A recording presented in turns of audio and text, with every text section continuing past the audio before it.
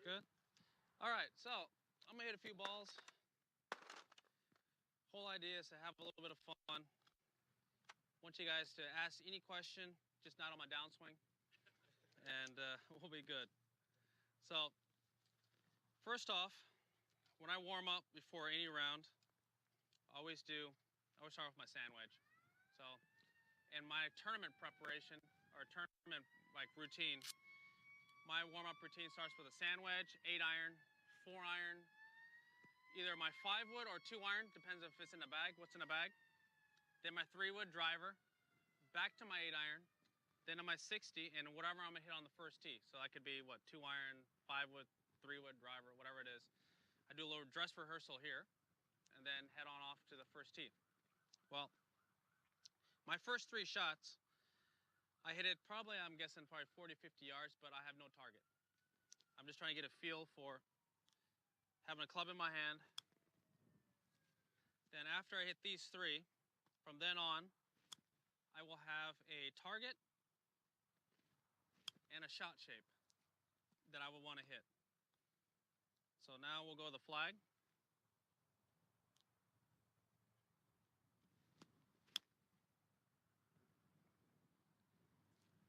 So from here on out, I'll be trying to hit some kind of shot, some kind of shape, get a feel for how my swing is that particular day, what my tendencies are, whether I'm hitting the ball too low, too high, easier to shape it right to left. Trying to get a nice, clear understanding of all that before I go. So once I get on the golf course, if I know what my tendencies are on the range, I can kind of aim and shade things a little bit, go to different sides of the tee boxes, all these different things I could do, just to kind of help me out. Does it always carry over? You know, that's a great question because 99, I had probably the best warm-up routine I think I've ever had in my life. Okay, there was a 50, I was in Germany, there's a 50-yard sign, 100, 150, 200, 250, and I hit them all. Okay? I started off double bogey bogey. So no, it doesn't always carry over.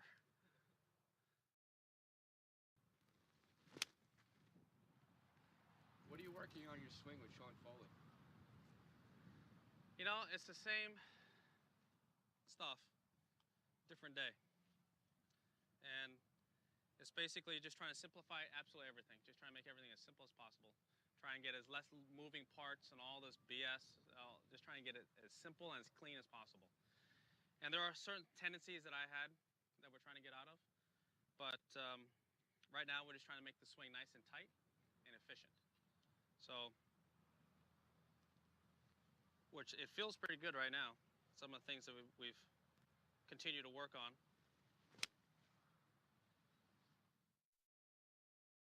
I heard you had one heck of a workout routine. What is that workout routine? It changes. You know, whether I'm in season, off season, am I, you know, and I got a couple weeks off where I could build, or I'm in a training phase or training cycle where I'm near tournament time and I can't wear out the body. And there are times when I can tear it apart. I have time to recover, and all the recovery tactics that we can use going into an event. This past off season, I had a chance to really start training and really build. It was nice, and become stronger, more explosive, faster. Worked on the fast twitch, all these different things, so I feel a lot better. But obviously, you can't train like that the entire year. There are certain blocks, and if you look at my schedule over the years, I've taken certain blocks off. Like I go pretty hard from here through Augusta, and then there's a block where I get a chance to wind down the body and then build it back up again. And there's a little block after the Open, most of the majors, but once we put in the FedEx Cup playoffs, starting at the British Open through the Tour Championship or the Ryder Cup at the back end of it, there's a lot of golf to be played, and the body has a hard time recovering. So we spent this off season to be able to get me back to where I was early in the year, which was nice. And it feels good to be strong and fast again and get that ball out there and feel stable. something I hadn't been able to do in a while. Be able to train like that again. How long have you been playing cut as your primary shot? Depends on the coach, you know. Because when I was with Butch, I liked to draw everything, but would always cut my driver. With Hank, I drew everything, and now with Sean, I'm pretty much cutting it. Sacrifice distance. I'm actually hitting it further. Are you? I'm compressing the ball better. So throughout the entire bag, I'm actually hitting it further. So it was frustrating at a point in time when how can I be stronger, faster, and feel more athletic and hit the ball shorter? There's got to be something wrong. So as I said, we're trying to simplify everything, get everything simplified and efficient. And the more efficient I've become, the further I'm hitting it again. Because I figure, how can I be stronger and faster and be so much more explosive than I ever used to be, but hit the ball shorter? It doesn't make any sense. So we're just trying to use the angles and get them right. And once I started doing that, things started coming around.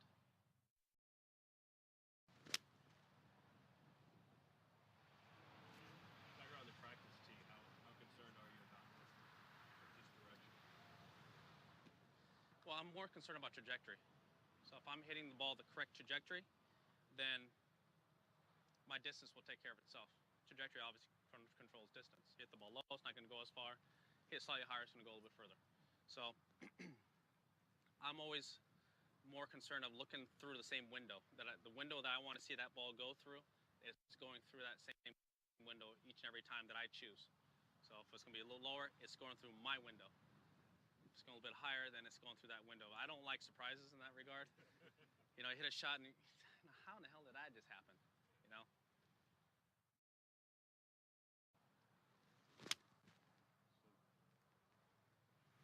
Tiger, is there anything you've learned in the last couple of years about the golf swing that you wish you'd known 15, 20 years ago, or is it all pretty much the same stuff? Yeah, TrackMan.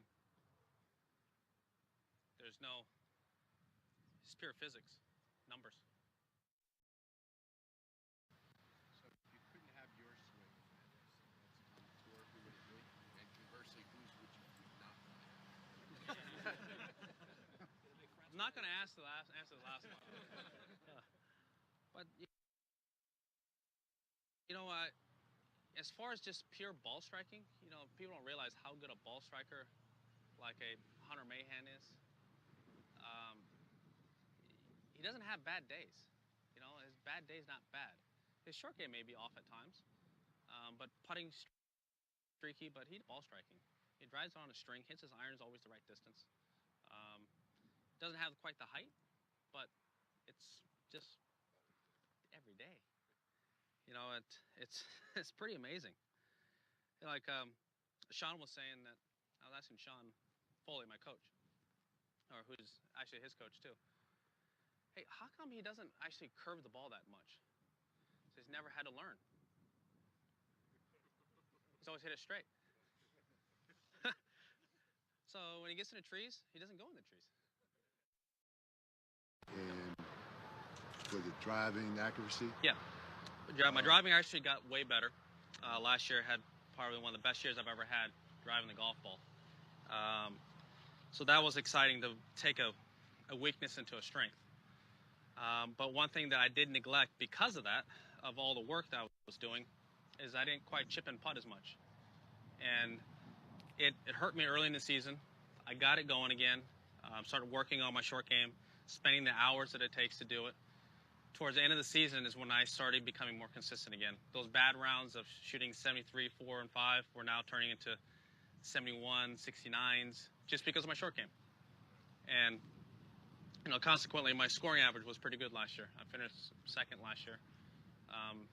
That's all due because my short game came around, because I was too inconsistent. My bad days, I didn't salvage those days.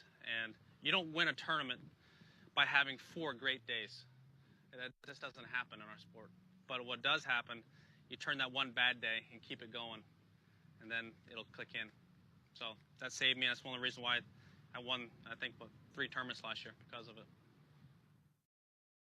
How much more time are you spending putting? Because, I mean, you were the best at it. Spent hours. Every day since last 2 weeks, I've spent probably 2 hours a day putting, just at home. I have a nice little practice facility at home, and I would just go out there and just putt. And I found that was always one of my favorite things to ever work on was my short game. I hated hitting balls when I was a kid. Still do. I don't like spending hours upon hours hitting golf balls. I'd much rather chip and putt. And I've started to pick up the joy of chipping and putting and spending hours just shaping putts, understanding, seeing it, feeling it, and getting into that rhythm again. I just had to spend so much time out here because I was making the changes. And once those changes were implemented, it became simpler, became repetitive. Then I can go back and work on my other stuff. I don't have, I have a family and don't have the time like I used to do it, dedicate it to it. So I got to pick and choose my spots, and just got to be efficient at it, time management. So you would say right now, the one thing you need to focus on more than anything is your short game. My short game feels good. Now I got to hit golf balls. The thing I need to focus on is actually getting back to playing. I got to get my playing instincts back. I've taken, I think, 6 weeks off, 5 weeks off now, and I've been hitting balls, I've been chipping and putting, but I need to get out there and play and get my instincts back and my feels. Seeing a shot, I can hear wind in the distance change, or it can puff up. My last look, it'll change, and make the adjustment. Those little things you make, you don't realize it when you're playing all the time. It just kind of happens and it flows. So getting into the game shape, basically.